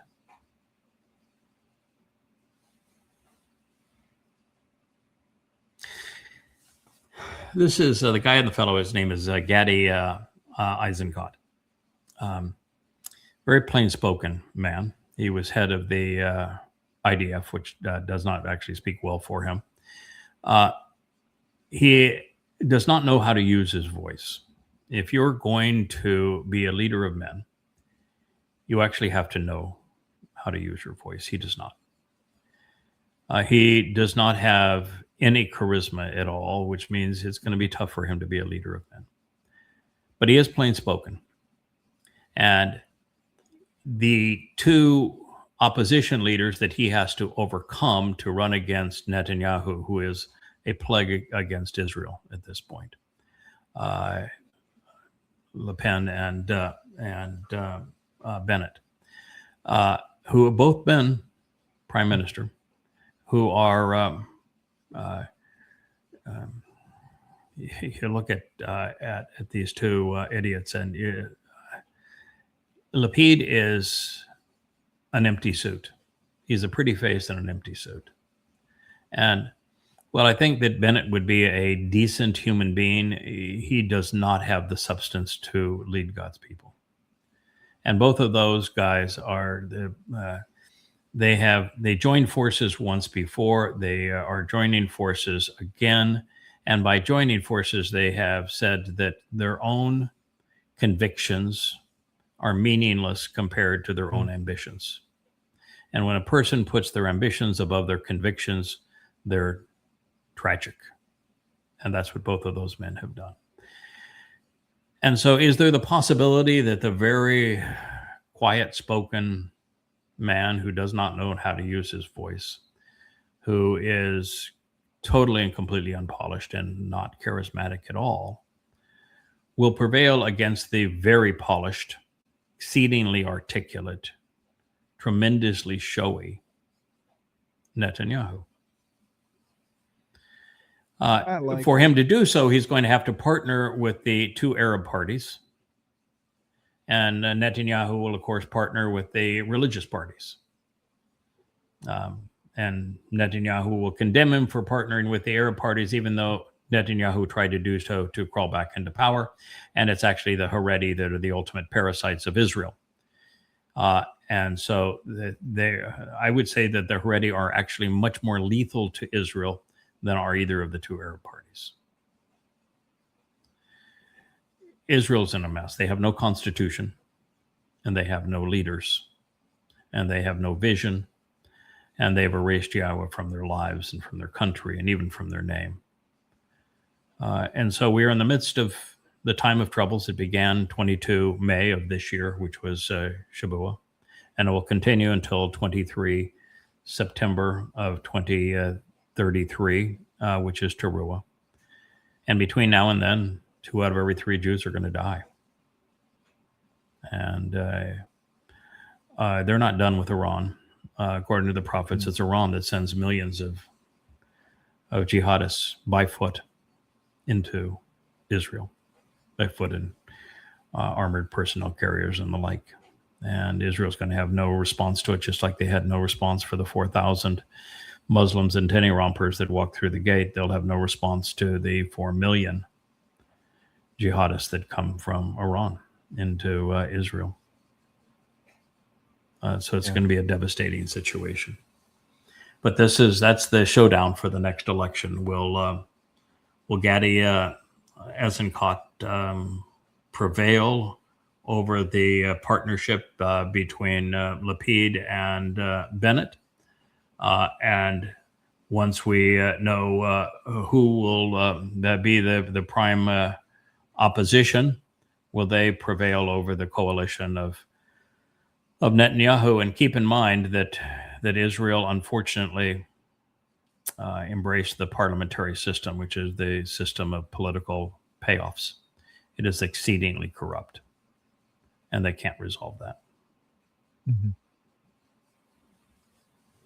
Yeah, or it's not even who prevails; it's who doesn't prevail, and is it enough to continue to erode and tear Israel apart between the Marxists and the ultra orthodox? Yeah, I mean they're beating each other in the streets. You know what I mean? So it's not right like now. They are right now. Actually, I don't think it's so much the Marxists that are beating the Haredi in the streets, because the Marxists are.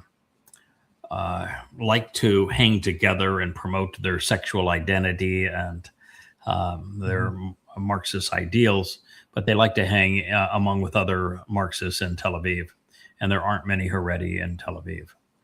So I don't think that's the case. I think it's the right-wing Likud who are either unreligious or marginally religious being disgusted at the parasitical nature of the Haredi. And the Haredi are absolute parasites for Israel. And they're the essence of Netanyahu's coalition.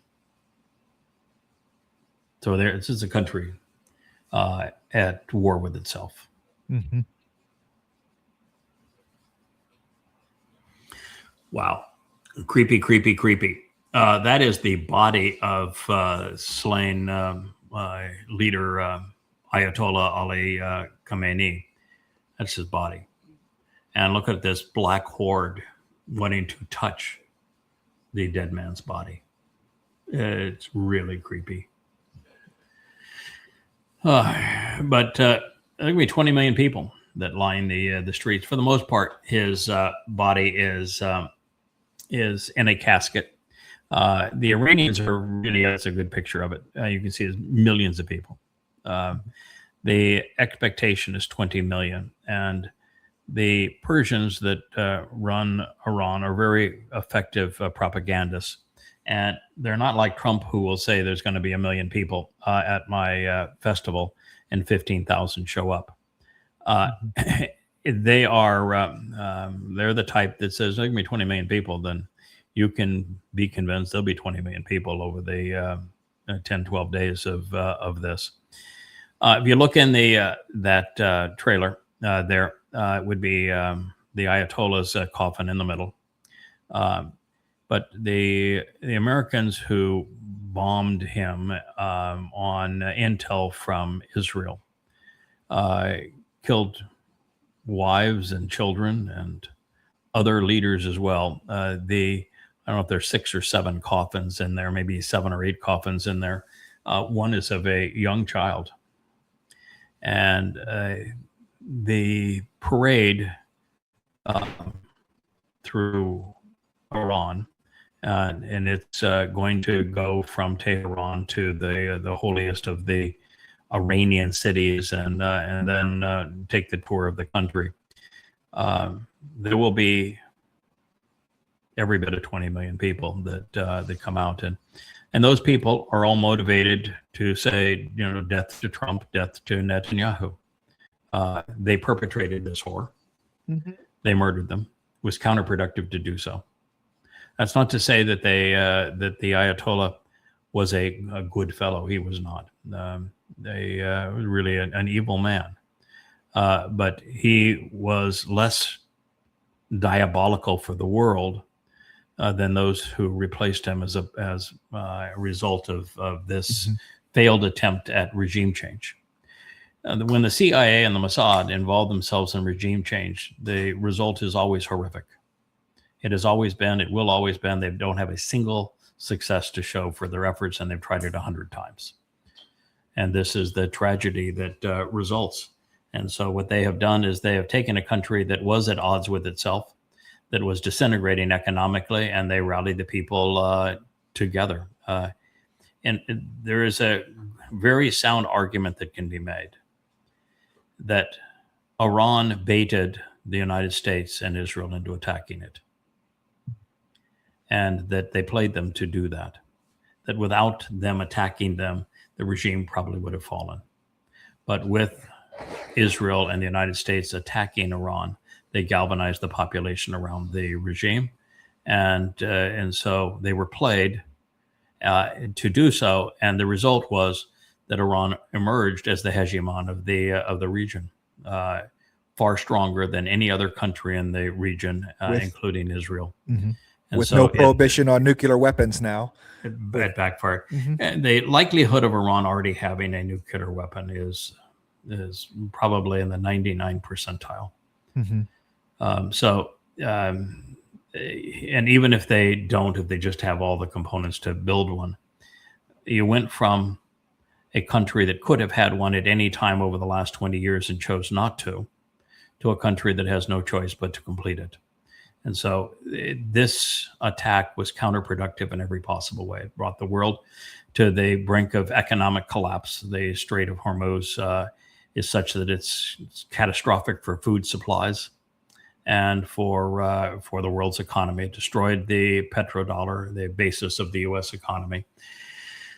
It destroyed the myth that the United States has a powerful military and can deploy it successfully. And it imposed the Shiites in Iran over all of their Sunni fiefdom neighbors, and showed Israel to be the pariah of the world. So everything was a loss. An all tragic loss. And here, 20 million people supporting a fallen leader who was murdered by two countries that they will hate all the more. Mm-hmm. Stunningly counterproductive. Yeah, that this whole notion that America is a Christian country and we got to believe in Jesus. Judeo-Christian values. Going back to the Bible. That he said there's 4,543 words in the U.S. Constitution. And it was crafted under the guidance and insight of one of the most brilliant men who ever lived, Thomas Jefferson. Thomas Jefferson was not a Christian. Thomas Jefferson despised the New Testament. And he knew that Paul was a fraud and wrote that Paul was a fraud. And he was vehemently opposed to a central bank, which America has, and to a standing military, which America has. But the fact of the matter is, for those who want to say that America is a Christian country, and if you have a different belief or no beliefs, you don't belong here. Fact is that America was not founded as a Christian country. And there's no mention of Christianity anywhere in the U.S. Constitution. Yeah.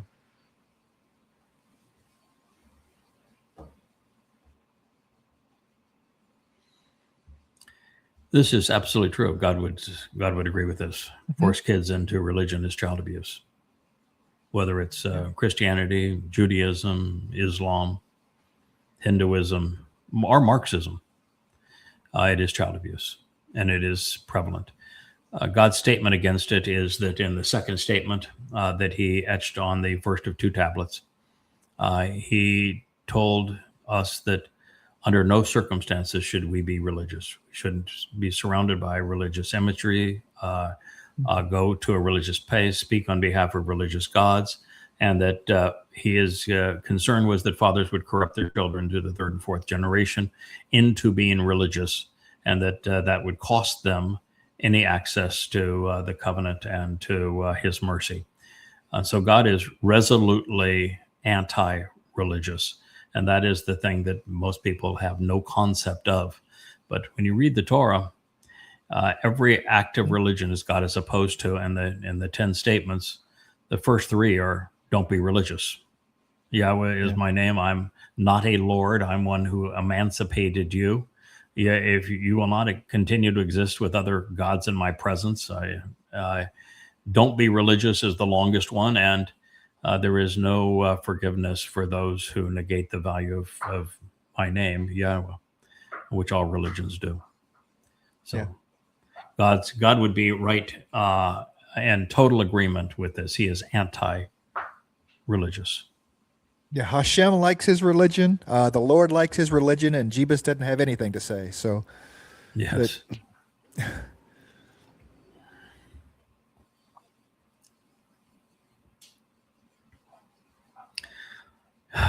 Jesus Christ is the most masculine man that ever lived. And they always show him with little pasty white hands and little skinny fingers. If he was, okay, what did he build? What did he write? What did he do? Who did he fight? Who did he fight? Who did he defend? What? If he's the most masculine of men, where were his calluses?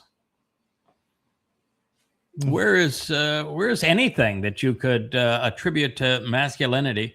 And why is he always pictured as being this prissy little thing in white robes? Here's the reality. He never existed. He is a con job. There isn't any eyewitness account of him, not one. And all of the big doings that you claim happened, none of them is recorded in a single text apart from your religious texts. And the earliest of your religious text that claims to report on his life was written 40 years afterwards by two guys that were the devotees of a man who admitted that he was demon possessed. So I was trying to see these pictures. No eyewitnesses. Even those two texts were written by people who were not there. They weren't even in the same country at the time. Mm-hmm. And the last two were written around 100 CE. So that's 3 generations after the fact. No, you got nothing. You have no eyewitnesses, and you have no independent verification of any kind. And everything you say is completely contrary to reality. You got nothing. It is the biggest piece of shit ever conceived. I was looking at these pictures in the background. I guess these are their ideas of masculinity. And we have Moshe smashing tablets. I believe that is up there. I don't know what these two are dancing down here in the bottom left-hand corner, so I don't see any of Jeebus didn't do any of those things that they were even considering masculine. I mean, the Moshe tablet. No, and Moshe was not an exemplar of masculinity, nor was Moshe an exemplar of God. Moshe was the man that Yahweh chose to use because he was specifically raised for that particular purpose. He was already anti-religious and anti-political and knew the mess. But Moshe was not masculine. He did not have any sense of stubbornness or resentfulness or drive or consistency. Every time there was a problem, he did a face plant. He killed the taskmaster. Rather than stand up to the people and say, God, you just ought to kill me. When before even the first sign and the first plague emerged, he said, God, you're an utter failure. I resent you even asking me to do this. Go away. Leave these people alone. Leave me alone. That's him before the first plague. And he doesn't get 3 days out of Choreb, and he's telling God to kill him and condemning God. So no, he is not a symbol of masculinity. And Jesus is a symbol of how easy it is to fool the majority of people. And if you think that God was a man, you got a wee little God. Yeah.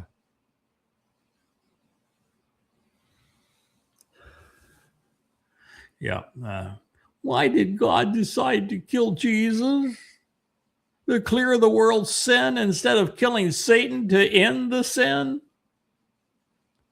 Wow. First of all, God didn't kill Jesus. I did. It was my job to kill Jesus. And I did. Mm-hmm.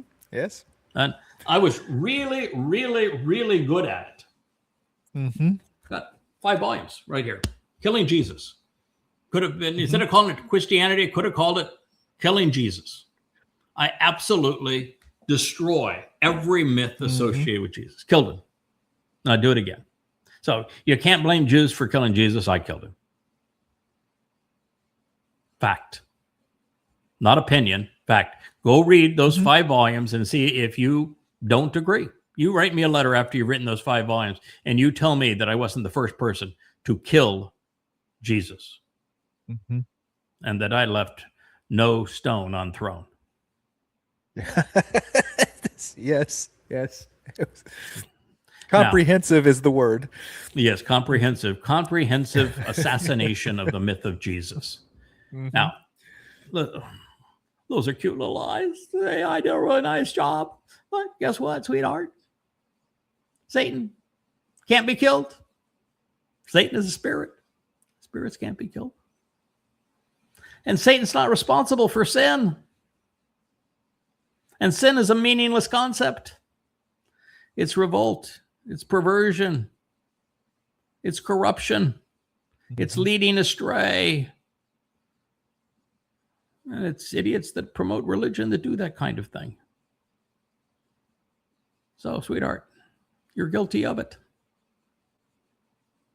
Will likely die as a result of it.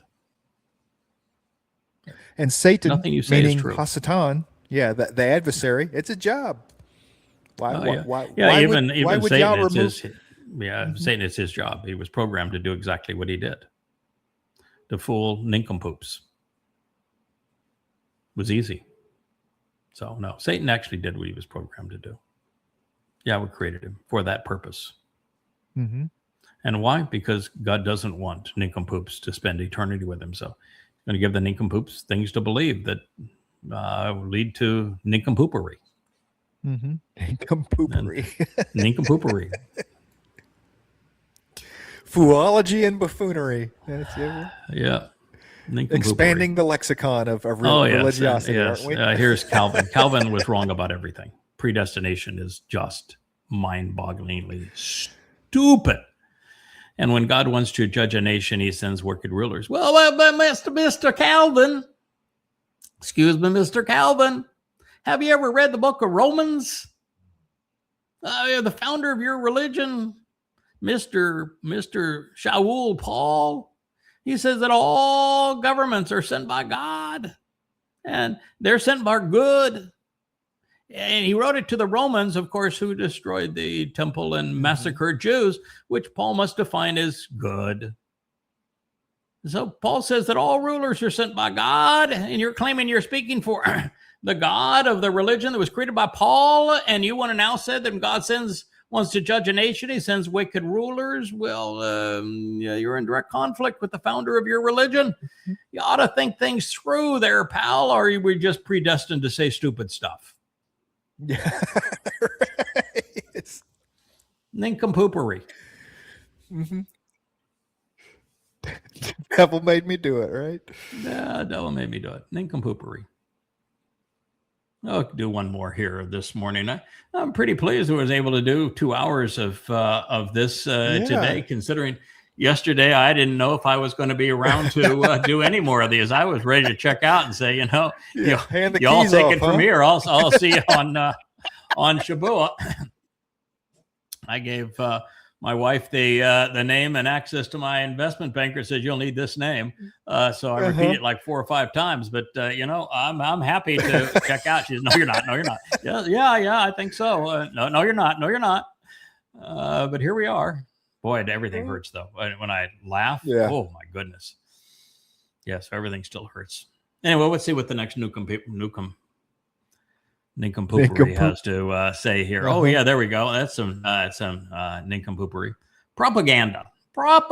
This is propaganda. And so they want to take Comey, who I don't like very well. I think Comey was a misled fellow. Barack Obama was a Marxist and had no qualifications other than he was quite articulate as a Marxist. And Hillary Clinton is pure evil. I knew her, my wife knew her, I knew her husband also, and she's pure evil. So I don't like any one of the three of them at all. But I will tell you that the current cast is literally Satan, and they are establishing the Fourth Reich, and they are destroying America and the world. By the way, George Washington, he's no hero either. He was guided almost entirely by Freemasonry. Every one of his generals was a Freemason leader. He wanted to be called Your Majesty. He was so wholly unqualified for that job. He lost every battle. And the only reason they prevailed in the end is because Jefferson convinced the French to show up, and they blockaded the British. And even in the War of 1812, it wasn't the army that this nincompoop created, Mr. Call Me Your Majesty. It was independent farmers and militia that saved America in Boston. So you can take all four of them and trash them as far as I'm concerned. And the very people that are promoting this are far worse, the MAGAites. And you know who creates these images for the Trumpian, Mr. Dumpster? Eva Braun. Eva Braun. Yep. Eva Braun is that blonde that is so far up Trump's tuchus that she is the creator of all of the graphics that Trump uses to present himself, wrapped in the flag and as the Pope and you name it. There was a doctor the other recently day. had a picture on the recommissioned Air Force One. She's standing beside KKK Barbie. On the other side of KKK Barbie is Goebbels, Stephen Miller. This is really an evil gathering of goons, and their technique is purely propagandist, and propaganda is an art form, and they're masters at it.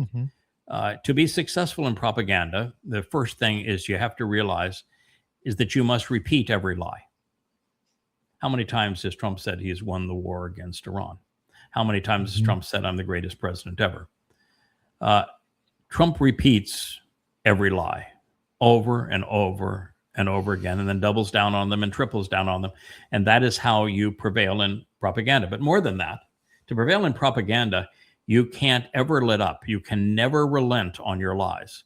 So you rule by chaos theory, which is that tomorrow's lie will distract people from yesterday's lie. So those who would accuse the propagandist of lying yesterday are distracted by today's lie. And so it's this tsunami of ever encroaching lies that causes the propagandist to prevail. Trump is a master of the first two. Repeat the lie and create a new lie for tomorrow to distract people from the lie of yesterday. The third is to bypass intellect and to associate these lies with imageries that people think are important and hold dear. Military flag, national symbols. And so Trump is constantly associating his delusions, his confabulations with symbols. He will lie in front of Mount Rushmore.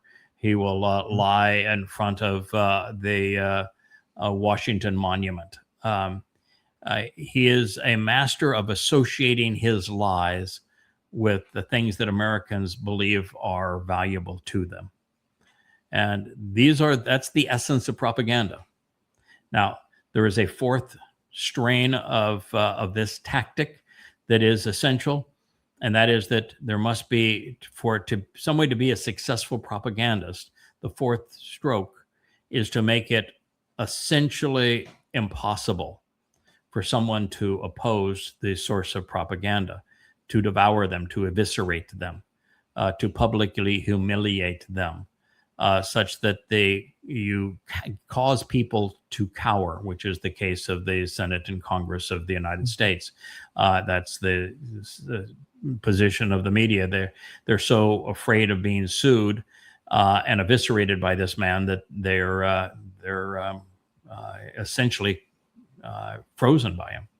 And you have a state like Minnesota where you had the two people, Petty and Pretty is the name, and Good, who were both murdered by ICE agents, and they won't bring the ICE agents to trial. Petrified of him.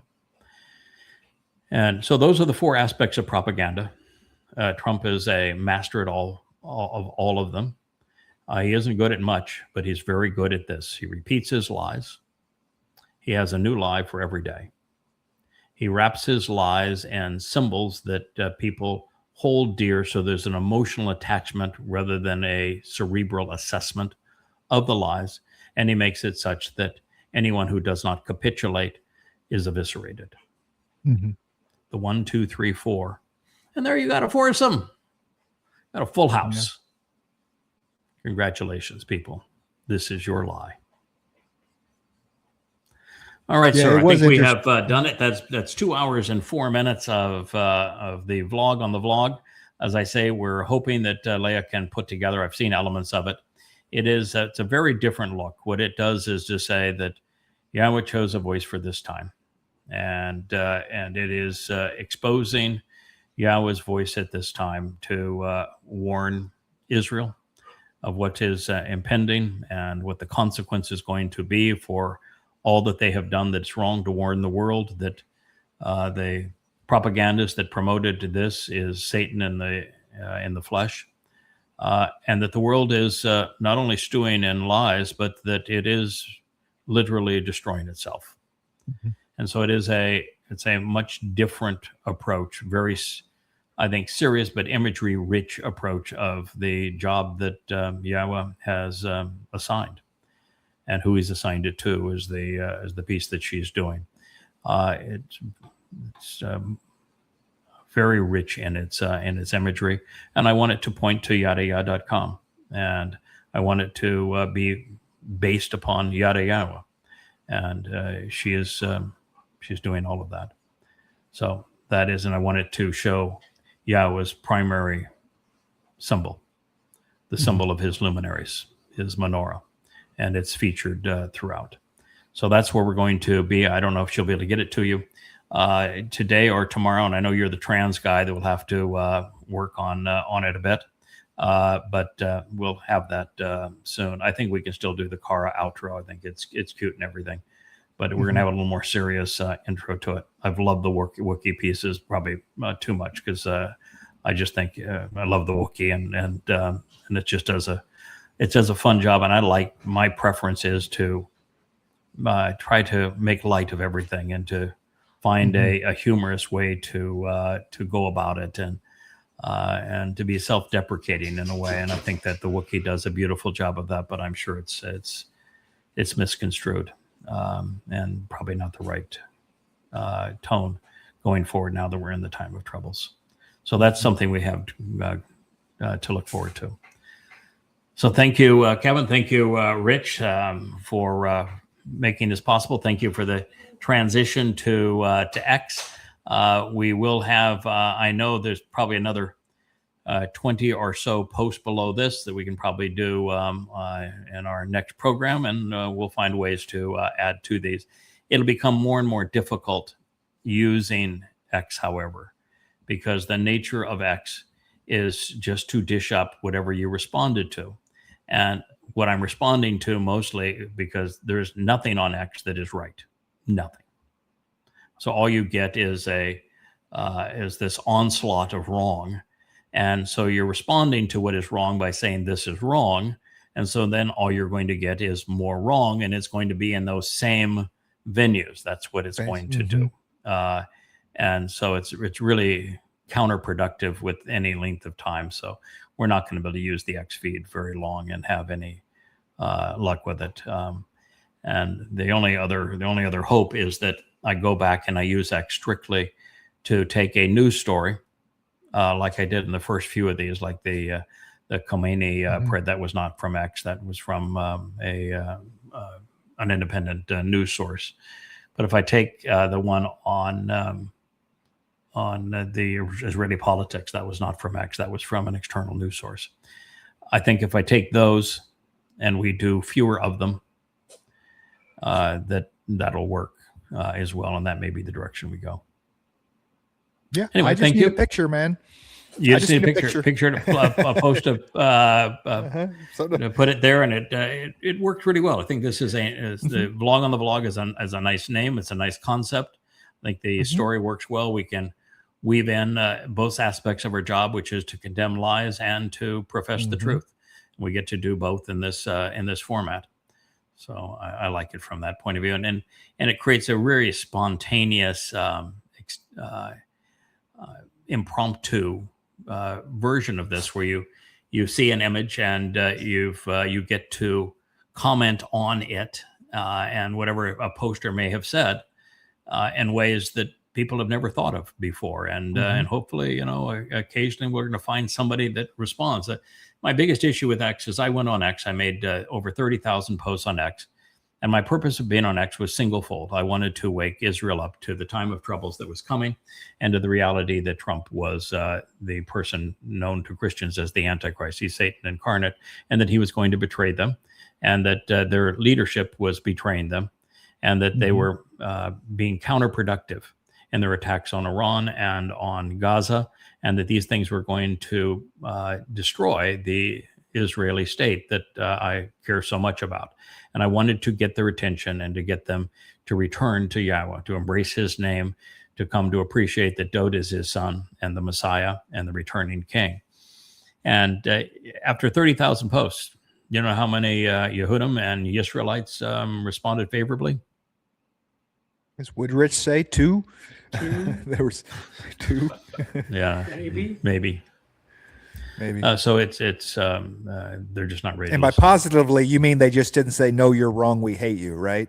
That's what you mean by whatever. Yeah. We're not counting those because that's 99.99%. Yeah. So they're just not ready to listen yet. They're not open-minded. So far down the path that they have chosen for themselves that they're surrounded by religious and political lies. They're just not ready to listen yet. But we're going to continue to hammer away. That's why we went to the website and away from social media. We're hoping that Rich gets the site back up on Facebook. We'll never use it again, but he gets it back up. And we'll figure out a way to make X, which is also a swamp, at least work for the purpose of this program. So thank you, Kevin. Thank you, Rich. Thank you, Leah, for creating the new intro. And look forward to being with you. We'll try to do a show this evening if the body and mind hold out. I may need a little more time to recover, but we'll see. We'll try to do our best to get a program out today on the luminaries. And then we will be back with the vlog on the blog tomorrow morning. Thanks so much. Hey there, thanks for tuning in. That was Fetch. Gotta run now. Catch y'all on our next podcast.